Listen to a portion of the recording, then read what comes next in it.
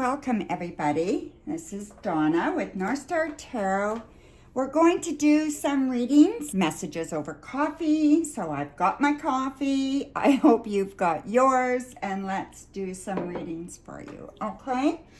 So today we're going to look at problem relationships. So if you're having a problem with your relationship, or you've had in the past and you want to know what the hell was going on, or what's going on now, okay? So we're going to take a look at that, all right? So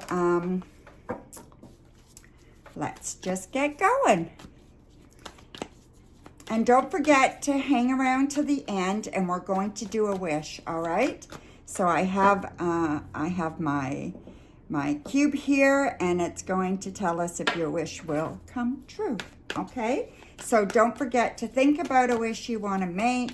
We're also going to use an oracle deck, and we'll use another deck to clarify, okay? So let's get this show on the road. Alrighty, so here we go. I just tried to use a different color below so that, you know, it's easier to see, right? The cards are easier to see than if I have a reading cloth on there. I like a reading cloth when I read for myself or I'm reading for clients. But for this, I like this. So, okay, so here we go. So we're going to look first at what this all means, and then we'll clarify, okay? So hopefully you can see all that. So I feel that your part in this, part of the problem, okay? So what was your part of the problem? And often I find that you tend to give too much. You tend to live in the dream that you can fix this, or that you are responsible to create the compromises, that you are the one that needs to be the grounded one, needs to be the sound of reason, all that kind of stuff. You put a lot of pressure on yourself when it comes to relationships, okay? I feel the people that you get involved with, although I think the majority of them are decent people, they're just not emotionally available. They're also very emotionally immature, where they have lots of emotions going in every which way, okay? So emotions just all over the place. And then I see, that, the best thing for you to do is learn from the mistakes you've made, okay? You have made mistakes over and over again, and you're going to continue to make the mistakes until you learn the lessons you need to learn. So this is like telling you, you need to really get real. You need to really ground yourself. You need to really, really be aware of what's going on, okay? And what mistakes have you made in the past, and have you implemented changes there? Now, whether you did something or you didn't, or they cheated on you or whatever, you still had a part. Did you stick around too long? Did you let them get away with things? Did you not see the red flags? Have a look and see where your part was and what you can learn from it, okay? And they were all about fun. So they were all about themselves. They were all about what felt good to them. They were all about looking after them, wanting to make sure that they didn't have to face any hard emotions. They didn't have to face anything that was difficult for them. They wanted things easy, no problems, didn't want to argue, couldn't handle conflict, all that kind of stuff, okay? And they probably created some conflict because of the immaturity, all right? But I think wounded people do wounded things, right? So that's what I think happened there. And then other influences that I think were really, really big in your relationship was that desire to have things complete, to have things stable, to have things good and calm. But I don't know if you know what to do with calm. You're not used to that kind of state. So yeah, so I think that was, you know, something that you really wanted. The influence was there for you to have that. You really were, you know, wanting that. And people around you also wanted you to pick something stable. So you do have good people around you, but you also have people who don't understand your fears and your kind of second guessing yourself all the time, right? And quick to judge. So just be careful there that you're not allowing these influences around you to negatively affect you, okay?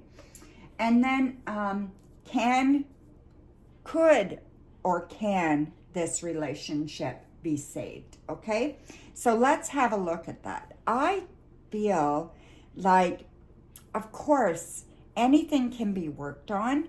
Anything can be, I never tell anybody to leave unless I see, you know, some physical abuse, right? But I just feel like this relationship or the relationships that you've had like this have kept you down, have kept you kind of repressed, have not allowed you to be your best self, right? So, yeah, absolutely it can be saved, but at what cost?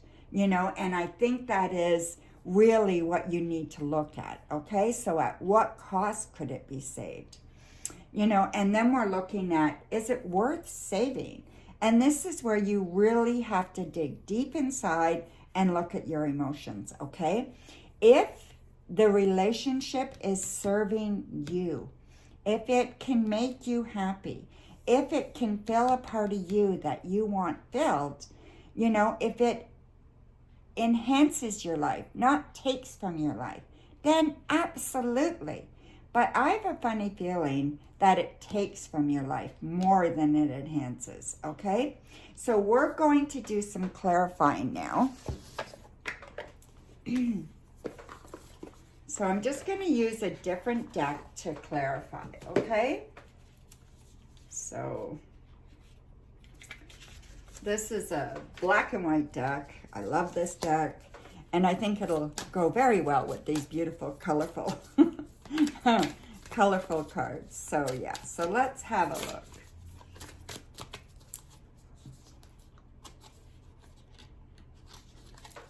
So to clarify, you know, your part in it, right?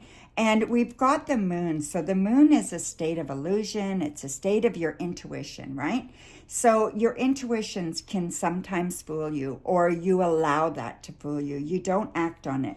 You still believe that things were, you believe the illusion of what you want to believe, right? We can convince ourselves of anything. I really think you really need to get really strong on what exactly happens in your relationships, past and present. So, and I think it would be really wise for you to write these down. Now, the Queen of Swords is all about intellect. It's all about being an intelligent person, being very, very raw and open with their communication, okay? So that is something that you did not do enough of. And maybe the way you communicated or these illusions that you told yourself, okay? So your limited beliefs when it comes to relationships. And the people that you were involved with, again, they had same kinds of illusions, you know, for themselves, right? They just wanted it to be easy, and they did not want to do the work that's involved. Now, I don't think they were stupid people, by no means, but I just feel like that grounding was missing, and that they wanted that and didn't quite know how to get there, okay? And then we have, you know, things that you can do now, the things that you really need to look at, okay? The things that you needed to learn. One was that you can't do everything for someone else. They have to be willing to do it for themselves. And you can be a partner, but you can't be the one. You can't make all the compromises. You can't do all the work, okay? You have to be happy with where you are in the relationship. Do you feel like they validate you? Do you feel like you are as important to them as the rest of their life. You have to feel like you are the biggest part of their life, or whatever it looks like for you, okay? You have to believe that after them comes you, right? We all need to hold ourselves high, in high esteem, and you have to be getting what you need from a relationship, okay? And then I feel like they were just in a very, very immature again. So they're just very immature and looking for fun and looking for things to make themselves feel better, and not willing to look at the hard stuff.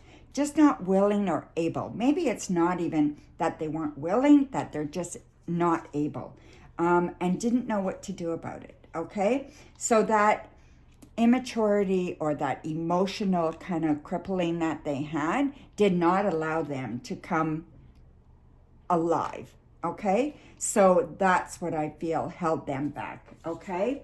And then the other influences, like I said before, wanting that stability and wanting everything to be okay and compromising too much.